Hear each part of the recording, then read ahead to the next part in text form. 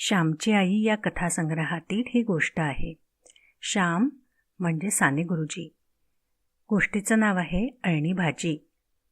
श्याम म्हणत, मित्रांनो, प्रत्यक्ष उदाहरणाने जे शिक्षण मिळते ते पुस्तक वाचून किंवा व्याख्यान ऐकून मिळत नाही.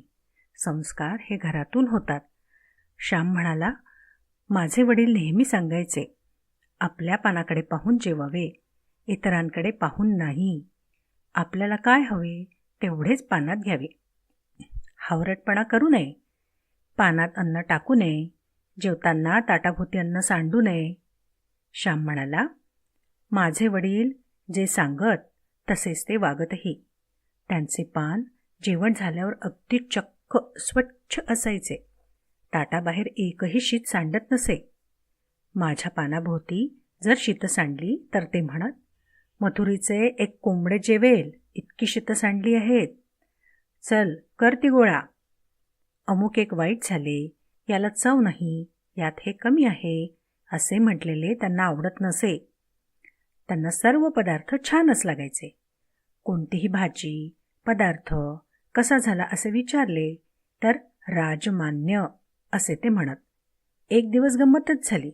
श्याम सांगू लागला, नेहमीप्रमाणे वडील घरची पूजा करून देवळात गेले. ते येईपर्यंत आम्ही ताटं मांडत असू. बाबा आले की गणपतीचे तीर्थ आणीत. ते घेतले की मग जेवणं सुरू होत असत. त्या दिवशी आम्ही जेवायला बसलो. आईने रताळ्याच्या पानांची भाजी केली होती. श्याम म्हणाला, माझ्या आईच्या हाताला चव होती. ती भोपळीच्या पानाची भाजी, चवळीच्या पानांची भाजी देखील चविष्ट करायची. ती म्हणायची, पदार्थ मन लावून केला म्हणजे नुसते मीठ तिखट घातले तरी रुचकर होतो. जणू पाकदेवताच होती ती. परंतु त्या दिवशी वेगळंच घडलं. भाजी झाली अळणी. म्हणजे भाजीत मीठ घालायला आई विसरली होती. कामाच्या भरात होतं असं. परंतु जेवताना वडील काहीही बोलले नाहीत. म्हणून आम्ही मुलंसुद्धा मुकाट्याने खाली मान घालून जेवत होतो. आई भाजी वढायला आली. बाबा म्हणाले, फक्कड झाली आहे हो भाजी. त्यांनी पानातील मीठही भाजीला लावले नाही की बोललेही नाही. आम्ही थोडी थोडी भाजी खात होतो. आई म्हणाली, तुला नाही का रे आवडली भाजी? खात नाही आहेस रोजच्यासारखी ते? श्याम बोलणार तोच बाबा म्हणाले, तो आता इंग्रजी शिकायला लागलाय ना, त्याला या पालेभाज्या कशा आवडतील? मी म्हटले, असे काही नाही. इंग्रजी शिकून मी वाईट होणार असेल तर शिकवूच नका मला.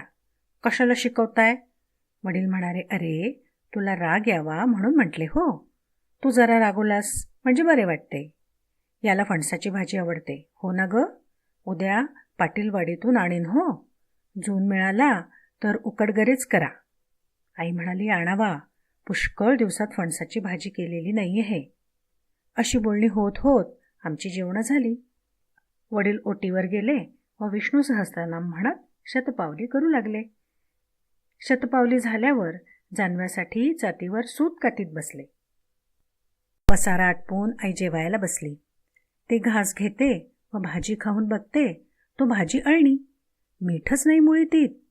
मी जवळच होतो. आई म्हणाली, काय रे श्याम, भाजीत मीठ मुळीच नाही. तुम्ही कोणी बोललाही नाहीत. श्याम, सांगावे की नाही रे, अळणी कशी रे भाजी खाल्लीत तुम्ही? मी म्हटले, भाऊ बोलले नाहीत म्हणून आम्हीही बोललो नाही. आईला वाईट वाटले. मिठाशिवाय खाल्ली सगळ्यांनी भाजी. ती म्हणाली, तिला रुखरुख लागली. ती पुन्हा म्हणाली, तरीच तू खाल्ली नाहीस हो, नाहीतर बचकभर भाजी तू खायचा, निम्मी तूच संपवायचा. तुला गुलामा भाजी हवी पुष्कळ. माझ्या लक्षात तेव्हाच यायला पाहिजे होते, परंतु आता बोलून काय उपयोग? आपली मोठी चूक झाली असे आईला वाटले. जी वस्तू दुसऱ्याला करून द्यायची ती चांगली करून द्यावी. जो पदार्थ इतरांना करून द्यायचा तो चांगला करून द्यावा. मग भाजी असो की इतर काही. आपण अळणी भाजी वाढली, हयगय केली, निष्काळजीपणा केला, कामात दक्षता ठेवली नाही, हे बरे झाले नाही असे आईला वाटले. तिला रुखरुख लागली. बरे, आईला वाईट वाटू नये म्हणून वडील बोलले नाहीत. इतक्या खटपटीने चुलीजवळ बसून धुरात स्वयंपाक करते आई. तो गोड करून घ्यावा, त्यात दोष पाहू नये. स्वयंपाक करणाऱ्याचे मन दुखवू नये ही वडिलांची दृष्टी.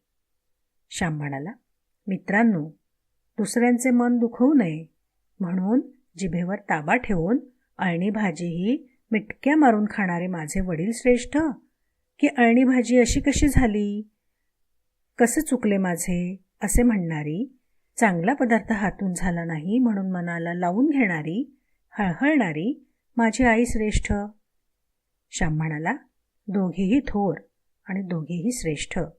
हिंदू संस्कृती संयम व समाधान यावर उभारलेली आहे, त्याचप्रमाणे कर्मकुशलतेवरही उभारलेली आहे. हे दोन्ही धडे मी माझ्या आईबाबांकडून शिकलो. चला, रात्र झाली, झोपायला जाऊया, असे म्हणून सगळे मित्र झोपायला गेलेत.